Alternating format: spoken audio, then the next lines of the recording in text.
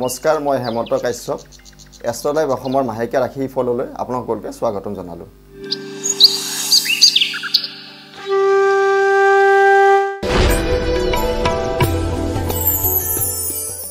আগষ্ট মাহৰ মকৰ ৰাশিৰ জাতক জাতিকাসকলৰ ফলদানসমূহ দুঃসংবাদ প্ৰাপ্তি আহিব পাৰে, প্ৰবাসত সংশয় আহিব পাৰে, ব্যয় বাঢ়িল, যথেষ্ট টকা পইচা আপোনালোকৰ খৰচা হ'ব পাৰে, চুৰ ভয় থাকিব পাৰে, সন্তানৰ কাৰণে চিন্তা থাকিব পাৰে। কিন্তু ব্যৱসায় যিসকলে কৰে তেওঁলোকৰ কাৰণে আগষ্ট মাহটো যথেষ্ট শুভ দেখা পাইছোঁ।